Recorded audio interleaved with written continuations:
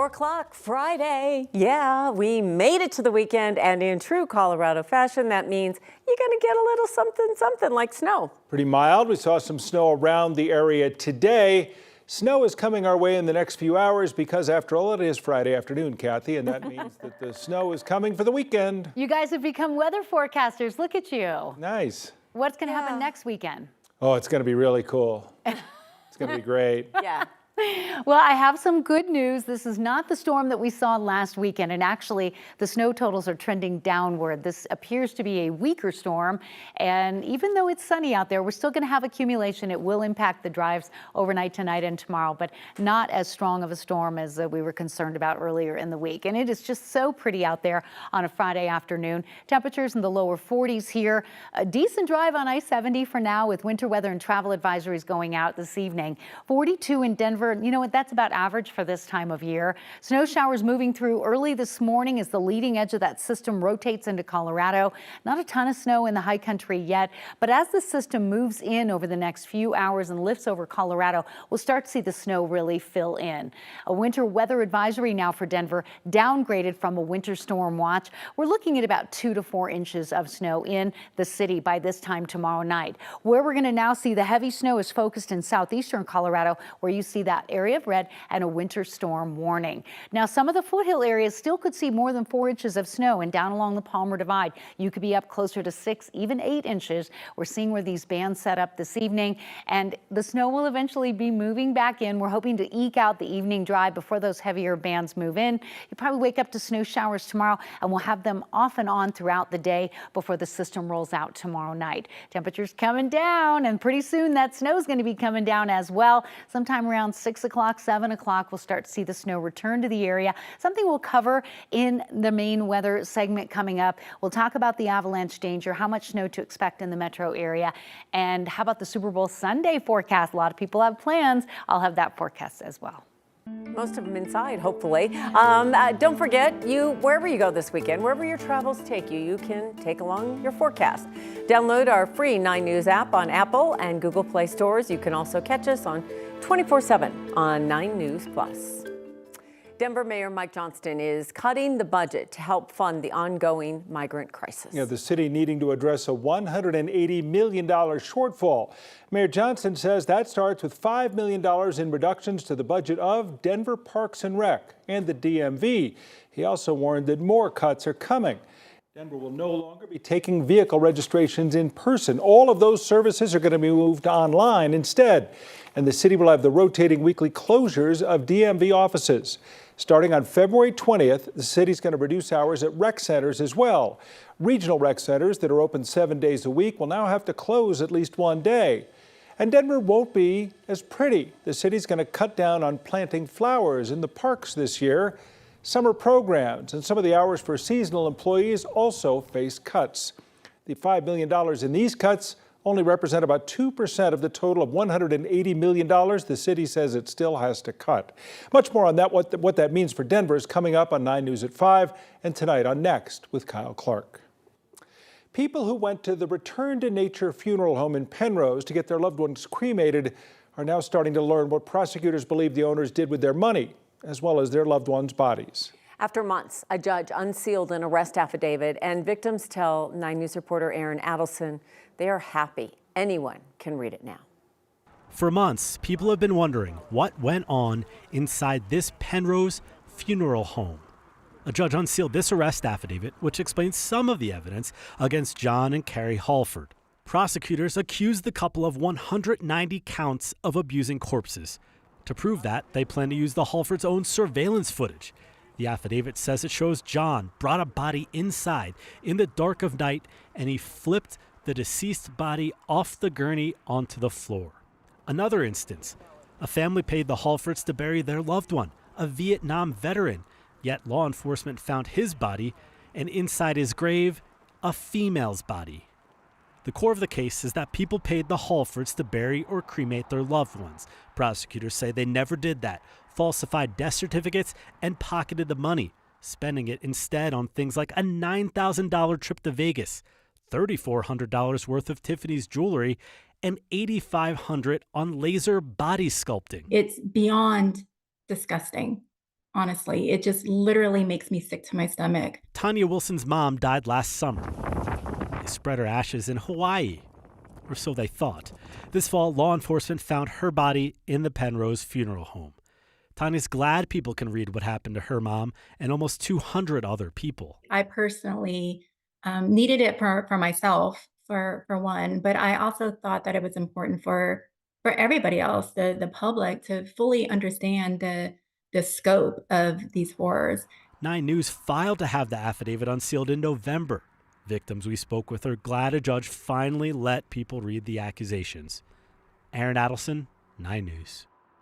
And the families we spoke with say they still wonder how this wasn't stopped earlier, since the affidavit shows that some of these problems go back years. The case in the trial against a former Greenwood police officer accused of killing a 17-year-old is now in the hands of the jury. Attorneys wrapped up closing arguments now more than 2 years since the shooting. Police say Adam Holland was upset about speeding in his neighborhood and stopped his truck next to a car full of teens. 9 News crime and justice reporter Kelly Rinke was in the courtroom today. What message did both sides leave the jury to think about? Yeah, Kim and Tom, the jury's going to have to decide if Adam Holland shot Peyton Blitzstein in self-defense and if he was the initial aggressor. He's facing 2 charges, murder in the second degree and menacing. Prosecutors argue that Holland pulled out his gun before he got out of his truck and leveled that gun at one of Peyton Blitzstein's friends. That friend told this to police in an interview. That's where that menacing charge comes in. Now, for that second degree murder charge, prosecutors say the Ring camera video shows Holland was the initial aggressor. They say he yelled at the teens and made the choice to confront the students instead of just drive away. Prosecutors argue the evidence shows Holland had a gun in his hand as he walked to the teens and around his truck. Now, the defense says the video shows a very different story. They argue Holland was not aggressive. Instead, those first words came from those teens. His attorneys say Holland didn't pull his gun until he saw Peyton with a gun, and he didn't shoot until he was shot because he feared for his life. The defense said there's no evidence that Peyton's friend actually saw Holland with a gun when he was in that truck. It's just speculation at this point, and there was a lot of conflicting statements that was given to police. Now this is with the jury to decide if Holland is guilty or not. Kim and Tom. And Kelly, a pretty quick trial, all things considered, took place this week, so we have no idea. I mean, the jury will start on Monday probably and start deliberations. Yeah, so it's now in the hands of the jury. We're going to get an update around 5. They actually won't come back until Tuesday because the judge has docket on Monday. So if they decide to go home for the night, this won't come back until Tuesday. Okay. That's good to know in case we're keeping track. Thank you. Thanks, Kelly. A surprise and extreme frustration in a Colorado courtroom today. The sentencing for a woman who made a false child abuse claims against an elected official is being pushed back again. Yeah, this now becomes the second delay in this case. 9 News investigative reporter Jeremy Hahola was in the courtroom and heard many people scoff. Well, that prompted a reaction from the judge. It might as well be Groundhog Day here in court with the same scene we saw last month. Aurora City Councilor Danielle Jurinsky arrived to give her piece about Robin Niceta, a former child welfare worker who was found guilty of calling in a fake child abuse claim against the counselor. But for the second time, Niceta's attorney did not make it to court, prompting another delay and scoffs in the courtroom. We were here for sentencing today. Unfortunately, Ms. Niceta's counsel is extremely ill and unable. I will clear this courtroom. Don't think I won't. The judge let people speak anyway, including the head of the child welfare office where Niceta worked. Her actions have tarnished the image of child welfare professionals across the state. Jurinsky shared how the fake child abuse report and the investigation caused worry and stress. Since this was a setup, and I didn't know by whom, I had to prepare for the worst. If I was arrested as an elected official, I knew I would be convicted in the court of public opinion by the time the 5 o'clock news hit. I started making plans to get my parents out of town, as well as how I would protect my businesses and my staff. This entire process has been nothing short of a circus. Outside, Jurinsky echoed what she said last month. She wants closure. This is lingering over my head, knowing that this woman is out walking free, and I do believe if given the opportunity, she would try to hurt me or hurt my family. It's nerve-wracking. Outside of court, I encountered Niceta, who was allowed to walk free again, like the last time. She gave a no comment. We've done a lot of, reporting on this case, and we haven't heard anything from you. You will. Okay. I appreciate your time, though. And Niceta will be sentenced on April 12th, and the court will be assigning her a new attorney in the meantime. She has a whole other criminal case against her that is still going to trial the same month of April. That's where she's accused of faking brain cancer to delay her criminal problems. She's accused of using downloaded MRI images to fool the court.